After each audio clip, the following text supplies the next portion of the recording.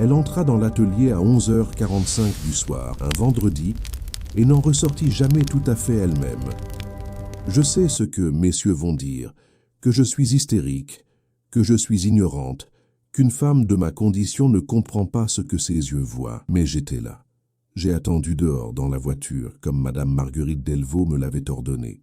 J'ai attendu 4 heures avec la lanterne éteinte, parce que la ruelle n'avait pas de nom, et que le cocher ne voulait pas qu'on nous voie. Il ne voulait même pas s'arrêter. Il fallut que Marguerite lui promît le double du tarif pour qu'il acceptât de stationner.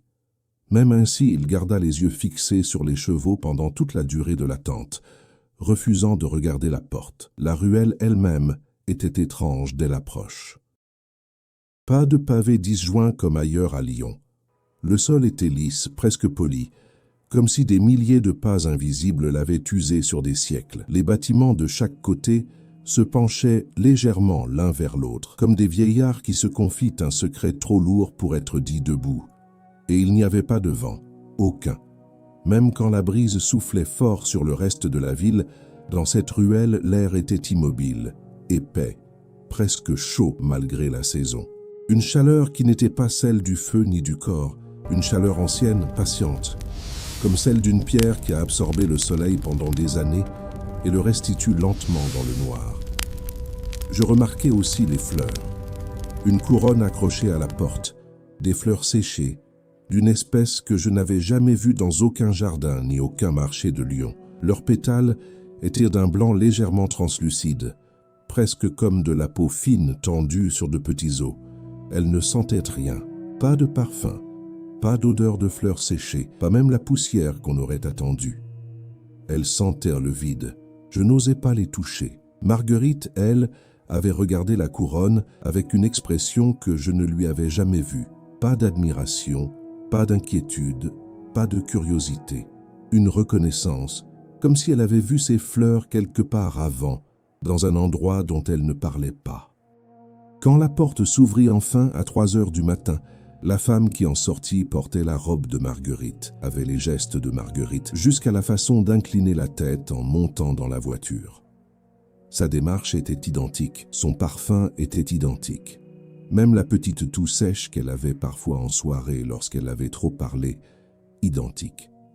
La façon dont elle tint sa jupe pour ne pas salir l'ourlet en montant les marches de la voiture, identique. Mais les yeux étaient d'une autre chose. Ils n'étaient pas vides.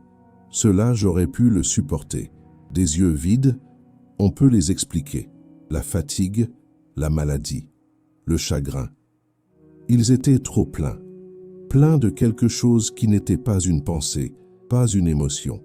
Pas quelque chose que j'aurais pu nommer même si on m'avait donné toute une vie pour chercher les mots. Comme si, derrière les iris de Marguerite, quelque chose d'autre regardait à travers, utilisant ses yeux comme on utilise des fenêtres empruntées, avec intérêt, avec attention, mais sans aucune familiarité avec ce qu'il voyait. Elle me sourit simplement, avec la bonne bouche sur le bon visage, et dit « La robe est parfaite, Hortense, absolument parfaite. » Jamais, en 12 ans de service, Marguerite ne m'avait appelé par mon prénom. Durant le trajet du retour, elle ne dit presque plus rien. Elle regardait par la fenêtre de la voiture avec une attention totale et silencieuse, comme si le paysage nocturne de Lyon lui était entièrement nouveau, comme si elle voyait des rues qu'elle connaissait depuis toujours pour la première fois, avec l'émerveillement froid de quelqu'un qui arrive dans un pays étranger et tente d'en mémoriser la topographie. À un moment, elle posa sa main gantée sur la vitre et laissa ses doigts glisser lentement de haut en bas, comme pour mémoriser la texture du verre, la résistance du froid contre le tissu du gant. Ce geste, si simple, si profondément étrange, fut le moment précis où je compris que ce n'était plus Marguerite qui était assise en face de moi. Ce qui était assis en face de moi portait Marguerite, portait son corps, son visage, ses habitudes, mais le portait de la même façon qu'on porte une robe. Je ne dormis pas cette nuit-là. Je ne dormis presque plus pendant les semaines qui suivirent. Manuscrits retrouvés dans le secrétaire de la chambre principale, encre brun rougeâtre, écriture progressivement différente de celle identifiée dans les lettres antérieures de la défunte. Les premières entrées ressemblent encore à son écriture habituelle. Les dernières n'y ressemblent plus du tout. Première entrée, je suis rentré de chez Élise ce matin. Il est 5 heures. Je devrais être épuisé. Je ne le suis pas. Je me sens étrangement légère, comme après un long bain chaud, comme après une fièvre qui se brise enfin. La robe est posée sur la chaise au coin de la chambre, et même de loin, même dans la quasi-obscurité, elle est belle d'une façon que je n'arrive pas à expliquer. Elle n'est pas simplement belle à regarder. Elle est belle comme quelque chose qui attend. Deuxième entrée, la robe sait quand je vais bouger avant que je le sache moi-même. Cela devrait m'inquiéter. Cela ne m'inquiète pas. Élise a dit que c'était ainsi, qu'une vraie création apprend le corps, le décor de l'intérieur avant de le décorer à l'extérieur, que les coutures sont mémoire, que le tissu est écoute. J'ai demandé ce qu'il écoutait. Elle a souri sans répondre, mais ce sourire était une réponse. Troisième entrée. Ce matin, j'ai trouvé un fil coincé entre mes dents. Je ne sais pas comment il est arrivé là. Il avait exactement la teinte de la broderie du décolleté, ce blanc légèrement ivoire, légèrement vivant. J'ai tiré dessus doucement, puis plus fort. Il résistait, comme s'il était ancré à quelque chose de plus profond que ma bouche. Il a cédé finalement, avec une sensation que je préfère ne pas décrire. Je l'ai posé sur ma coiffeuse. Le lendemain matin, il avait disparu. La robe, elle, avait un nouveau fil dans la broderie du décolleté que je ne me souvenais pas d'avoir vu la veille. Je n'ai pas retiré la robe depuis 3 jours. Je n'y arrive pas. Non pas parce que la robe résiste physiquement, mais parce que l'idée de la retirer me semble absurde, presque obscène, comme l'idée de retirer ma propre peau pour la plier soigneusement sur une chaise. Quand j'essaie d'y penser sérieusement, ma pensée glisse, dévie, se retrouve ailleurs sans que je comprenne comment. Je pense aux prochains invités, au menu du dîner, aux fleurs à commander pour le salon. 4e entrée. La nuit dernière, je me suis réveillé à 2 heures du matin avec la certitude absolue que quelqu'un m'observait. Il n'y avait personne dans la chambre. Mais quand j'allumai la bougie et regardais le miroir en pied dans le coin, je vis que la robe avait de nouvelles broderies que je ne me souvenais pas d'avoir vues chez Élise, de petits motifs sur l'ourlet, presque microscopiques. Des formes que je n'arrive pas à regarder trop longtemps, sans que mes yeux se détournent d'eux-mêmes, comme si mon regard glissait dessus, refusait de les fixer. Quand j'essaie de les dessiner de mémoire, ma main trace autre chose. J'ai demandé à Hortense si elle les avait toujours remarquées. Elle a pâli, elle n'a pas répondu. Elle regardait la robe avec une expression que je n'avais jamais vue sur son visage en 12 ans. 5e entrée, dernière. Je commence à comprendre ce qu'Élise voulait dire, pas avec les mots, avec autre chose. Il y a quelque chose sous ma peau qui n'était pas là avant. Ou peut-être qu'il a toujours été là et que c'est seulement maintenant que je peux le sentir. Maintenant que la robe l'a trouvé et lui a donné une forme, une présence intérieure, très calme, très ancienne. Elle ne me parle pas. Elle n'a pas besoin de me parler. Elle sait déjà tout ce que je saurais lui dire. Ce soir, j'irai au bal de la comtesse de Vernay. Je porterai la robe. Je sais déjà que toutes les femmes présentes voudront savoir qui l'a faite. Je leur dirai. Je leur dirai exactement quoi écrire dans le billet. Je leur dirai à quelle heure se présenter. C'est la chose la plus naturelle du monde. L'atelier d'Élise Vauclair nocturne n'existait dans aucun registre de la préfecture de Lyon. Pas d'adresse enregistrée, pas de patente de commerce, pas de nom dans les livres d'impôts, pas de bail locatif, pas de contrat de toute nature. Il n'existait que sur les cartes particulières des femmes riches, transmis de l'une à l'autre dans des billets parfumés, jamais prononcés à voix haute dans les espaces publics, jamais inscrits dans aucune correspondance officielle. Je localisai l'endroit après 2 mois d'enquête patiente. Une ruelle sans nom officiel que les riverains appelaient entre eux la ruelle sans écho, parce qu'aucun son produit à l'intérieur ne semblait se propager vers l'extérieur. Les habitants des immeubles adjacents affirmaient tous, avec une unanimité que je trouvais troublante, n'avoir jamais rien entendu en provenance de cet endroit, ni pas sur le sol, ni voix, ni mouvement des voitures qui, selon mes informations, arrivaient à 11 heures du soir et repartaient avant l'aube, plusieurs fois par semaine depuis au moins 2 ans. Un vieux menuisier qui habitait au numéro 3 de la rue parallèle me dit qu'il avait une fois frappé dans ses mains devant la porte de l'atelier. Fort, 2 fois, pour tester ce qu'on lui avait raconté. Et que le son avait disparu instantanément, avalé, comme si l'air lui-même l'avait consommé avant qu'il puisse se propager. J'entrai de jour, seul, sans prévenir mes supérieurs. La porte n'était pas fermée à clé. Ce qu'il y avait à l'intérieur ne correspondait pas aux dimensions extérieures du bâtiment. C'était trop haut, trop large.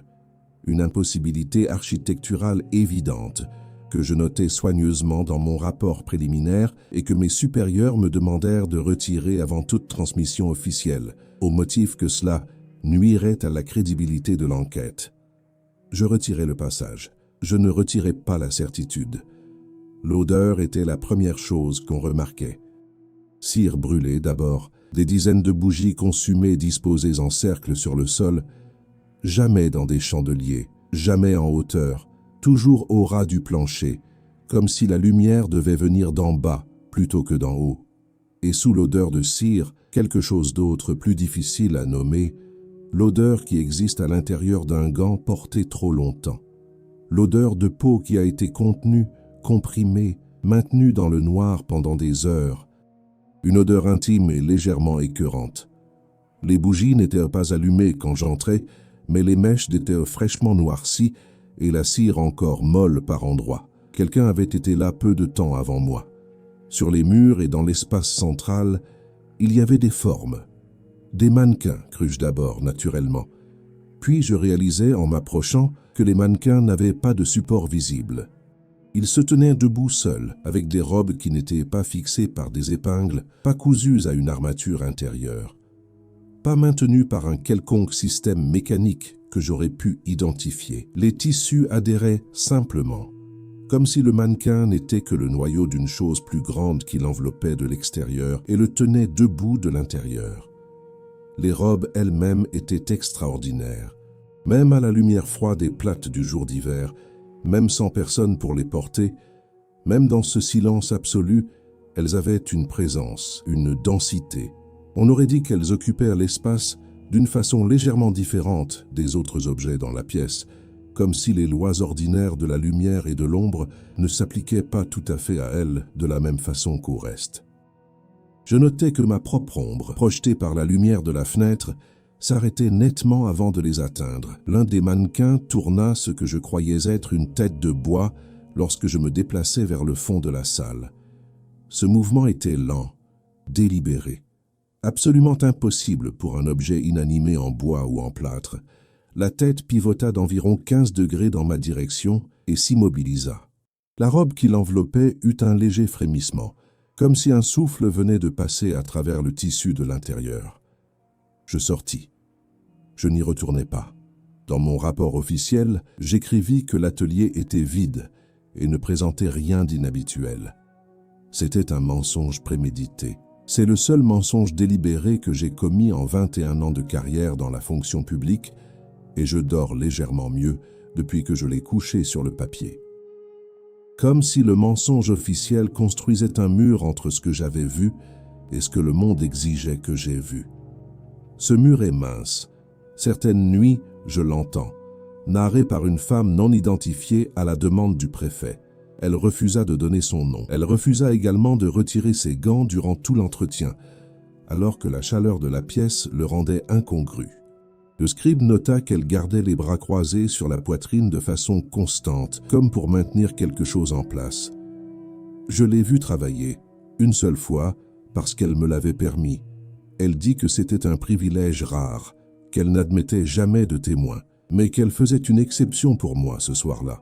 Je compris plus tard que cette exception n'en était pas une, qu'elle voulait que je voie, que ma présence servait à quelque chose que je n'arrive toujours pas à nommer complètement. Je m'assis dans le fauteuil de velours, au coin de l'atelier, et regardais tandis qu'elle prenait les mesures de la baronne de Fleurmont avec un fil qui n'était pas un mètre ruban ordinaire.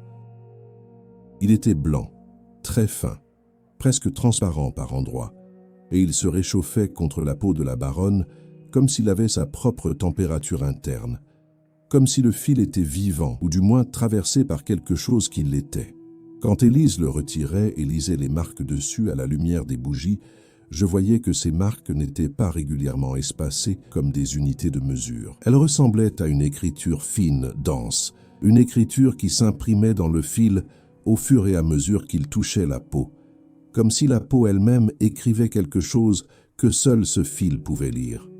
Élise Vauclair nocturne était difficile à regarder directement et longtemps. Pas parce qu'elle était laide, au contraire. Elle avait une beauté très précise, très construite, comme une façade d'immeuble qui a été pensée minutieusement pour impressionner plutôt que pour être habitée. Une beauté sans résidus, sans les petites imperfections qui font qu'un visage est réel. Quand elle ne bougeait pas, on pouvait presque oublier qu'elle respirait. Quand elle se tournait vers vous, on avait l'impression très nette d'avoir été sélectionnée. Pas regardée, sélectionnée, par quelque chose qui évaluait avec des critères qu'on ne connaissait pas. Ses mains étaient ce qu'il y avait de plus troublant. Longues, très blanches, avec des mouvements si fluides qu'on avait l'impression que ses doigts n'avaient pas d'articulation au sens ordinaire du terme, ou que ces articulations fonctionnaient différemment des nôtres, permettant des angles et des pliures légèrement au-delà de ce que la main humaine permet normalement. Elle ne semblait jamais chercher ses gestes.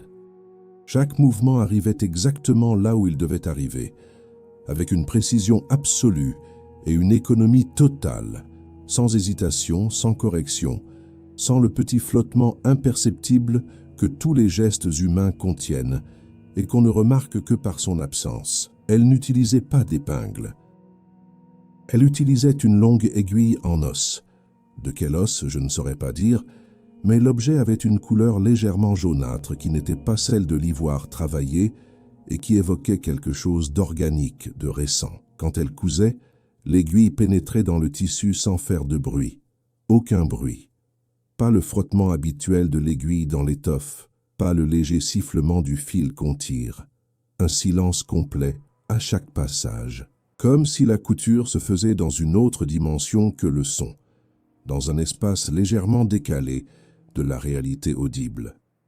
La baronne resta absolument immobile durant toute l'opération. Les yeux ouverts, la respiration régulière, les bras légèrement écartés du corps dans la posture qu'Élise lui avait indiquée au début. Je supposais d'abord que c'était une question de maintien, la discipline corporelle que les femmes de son rang apprenaient dès l'enfance, la capacité de rester immobile sur commande. Ce n'est que progressivement, au fil des minutes, que quelque chose commença à me déranger. Pas un détail précis, une accumulation. La trop grande régularité de la respiration. L'absence totale du moindre mouvement involontaire, pas de clignement de paupières, pas de légère oscillation du poids d'un pied sur l'autre, pas de déglutition, pas de frémissement musculaire d'aucune sorte. Quand Élise dit « c'est terminé », la baronne cligna des yeux, une fois, lentement, et je réalisais que c'était la première fois en 40 minutes. Quand elle sourit, elle me regarda, pas vers moi, avec la précision d'Élise. Je n'acceptais plus jamais d'invitation dans les salons où la baronne de Fleurmont était présente. Non par peur de la baronne elle-même, mais parce que, depuis ce soir-là, chaque fois que je me trouvais dans la même pièce qu'elle, j'avais la sensation très nette, presque physique, d'être observé par quelque chose qui utilisait les yeux de la baronne comme instrument et qui m'avait reconnu depuis ce soir dans l'atelier comme quelqu'un qui avait vu ce qu'il ne fallait pas voir. Jusqu'à présent, rien ne s'est produit. Je garde mes gants. Je garde les bras croisés. Je ne sais pas exactement pourquoi, c'est une précaution instinctive que je ne cherche pas à rationaliser. Certains instincts sont plus anciens que la raison. Original en encre noire sur papier crème très épais, d'une qualité qu'aucun fournisseur de Lyon n'a pu identifier. Parfum indéfinissable, persistant 2 ans après la saisie du document. Le papier est légèrement plus chaud au toucher que la température ambiante ne le justifierait. Ma chère, vous me demandez ce qui distingue mes créations de celles des autres couturières de Lyon, de Paris, de toutes les villes où l'on prétend habiller les femmes. La réponse est simple, bien que je sache que simple ne signifie pas compréhensible pour qui n'a pas encore compris. Les autres couturières habillent le corps. Elles mesurent la chair, Couste pour la chair célèbre la chair dans ses dimensions les plus évidentes et les plus périssables. C'est un art respectable et limité. Moi, j'habille ce que le corps contient. Tout être humain porte, sous la peau et sous les os, quelque chose qui n'a pas de nom dans le vocabulaire médical ou philosophique de votre époque. Une forme intérieure qui précède le squelette, qui existait avant la première cellule et qui existera après le dernier battement de cœur. Les Grecs l'appelaient d'un nom que j'ai trouvé inexact. Les Égyptiens avaient une meilleure approximation, mais ils en avaient peur. Moi, je travaille avec. C'est cette forme que je mesure avec mon fil. C'est pour elle que je coude. Le tissu extérieur que vous voyez, que la société admire, n'est que l'étiquette que le monde peut lire. La véritable création se fait ailleurs, dans un endroit que vos médecins et vos philosophes n'ont pas encore nommé et ne nommeront probablement pas dans ce siècle. Certaines de mes clientes me demandent si cela fait mal. Je leur réponds honnêtement non, pas au sens ordinaire du mot. Il y a une sensation lors de la première mise, quelque chose comme une pression très douce à l'intérieur du sternum, comme si quelque chose se déplaçait doucement pour faire de la place à quelque chose d'autre. Une réorganisation intérieure, un rééquilibrage. Certaines femmes trouvent cela agréable. Presque toutes reviennent. Vous sentirez la robe comme une seconde nature parce qu'elle est précisément cela.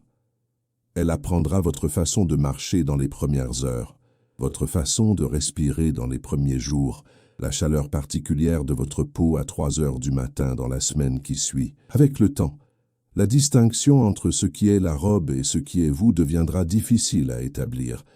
D'abord pour vous, puis pour ceux qui vous observent de près, puis pour vous de nouveau, mais différemment.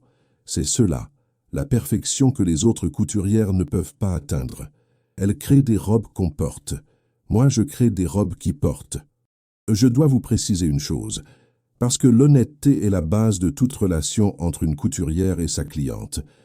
La robe ne se retire pas au sens où un mécanisme l'en empêcherait.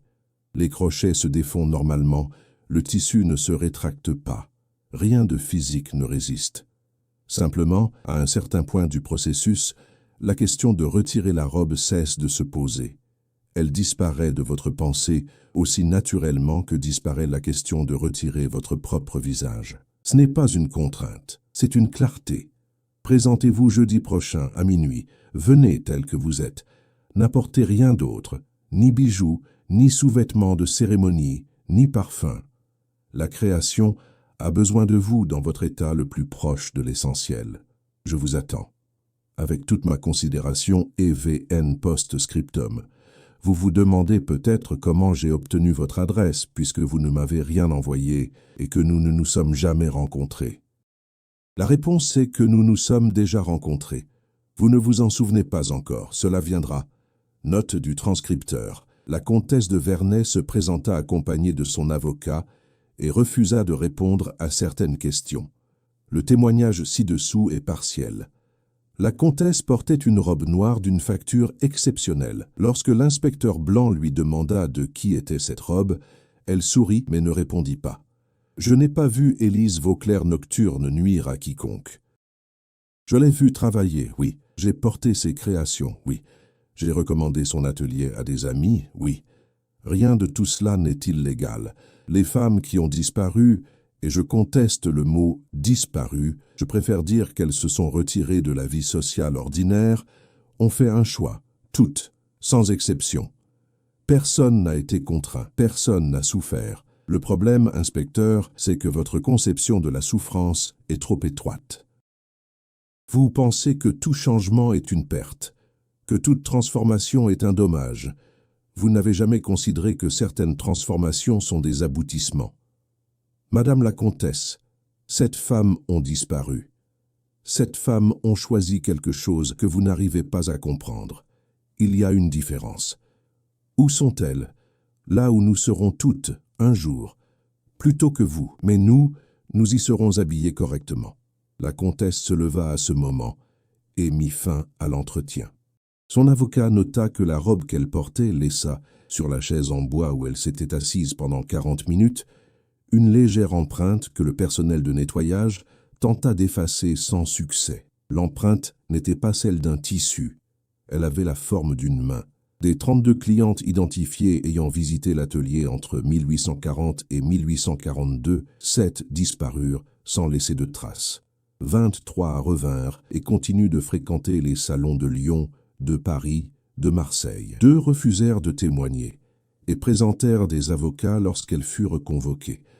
Des 23 qui revinrent, aucune n'a retiré la robe d'Élise en public depuis la visite à l'atelier. Aucune ne l'a vendue, donnée, ni détruite, même lorsqu'on leur proposait des sommes considérables, même lorsque des membres de leur famille suppliaient.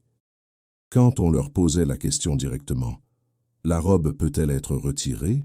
toutes répondèrent de la même façon, avec le même retard d'intonation légèrement décalé, comme si la réponse venait d'un endroit un peu plus lointain que la bouche, un peu plus profond que la gorge. « Pourquoi retirerais-je quelque chose qui est moi ?» L'atelier fut retrouvé vide en septembre 1842. La porte était toujours ouverte. Les mannequins avaient disparu, tous sans laisser de marque sur le sol, sans laisser le moindre indice de la façon dont des objets de ce volume avaient pu quitter un bâtiment au rez-de-chaussée d'une ruelle étroite sans que personne les vît passer. Au centre de la salle, il y avait un unique fil blanc sur le plancher, long, fin, enroulé en un motif précis et régulier que l'expert calligraphe consulté ne put identifier comme lettre ni symbole d'aucun système d'écriture connu, oriental ou occidental, ancien ou moderne. Il resta silencieux un long moment devant le motif, puis dit simplement que cela lui donnait l'impression d'être une mesure, pas une mesure de longueur ou de poids. Une mesure de quelque chose pour lequel nous n'avions pas encore d'instrument. Élise Vauclair nocturne ne fut jamais retrouvée. Aucun témoin ne put fournir de description physique précise et cohérente. Les descriptions recueillies variaient de façon inexplicable. Grandes pour certains, de taille moyenne pour d'autres, cheveux noirs, cheveux châtains, cheveux d'une couleur qu'on n'arrivait pas à nommer après coup. Comme si chaque personne l'avait vue légèrement différente, adaptée, calibrée, à quelque chose qu'on ne pouvait pas nommer mais qu'on reconnaissait comme étant ce qu'on regardait le plus souvent dans un miroir. En octobre 1842, un nouveau billet parfumé commença à circuler dans les maisons de l'élite marseillaise. L'écriture était différente, l'invitation identique. En février 1843, des billets similaires furent signalés à Bordeaux. En avril, à Turin. Je n'enquêtais pas sur Marseille, ni sur Bordeaux, ni sur Turin. Je demandais ma retraite anticipée en novembre 1843, que mes supérieurs accordèrent avec une rapidité que je trouvais significative. Ma femme dit que depuis cette affaire, je parle dans mon sommeil. Des mots articulés, distincts, dans une langue qu'elle ne reconnaît pas. Pas le latin, pas le grec, pas l'hébreu, rien de ce qu'elle a pu identifier en soumettant ses transcriptions à des lettrés. Je lui ai dit que ce n'était probablement rien, que les enquêtes difficiles laissaient des résidus dans l'esprit. Ce matin, en me rasant, j'ai remarqué quelque chose que je n'avais pas vu la veille. Dans le pli de mon poignet gauche, l'endroit où le pouls est le plus visible, il y avait une marque fine, légèrement plus claire que la peau environnante. Une ligne courbe, précise, régulière. Pas une cicatrice, pas une égratignure, une couture. Je ne sais pas depuis quand elle est là. Je ne sais pas si elle était là hier. Je ne sais pas si elle grandit. Ce soir, je n'irai pas me coucher. Je resterai assis dans le fauteuil du salon avec toutes les lampes allumées et j'attendrai le matin. Je ne sais pas exactement ce que j'attends.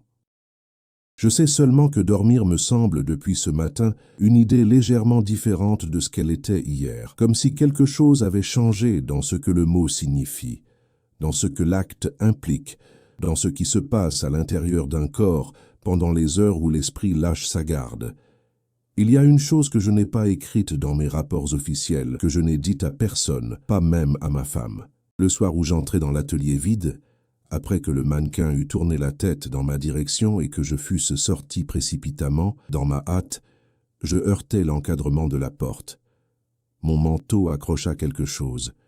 Je pensais d'abord à un clou, à une aspérité du bois. Ce n'était pas un clou, c'était un fil, blanc, fin, exactement comme celui qu'on retrouva plus tard au centre de la salle.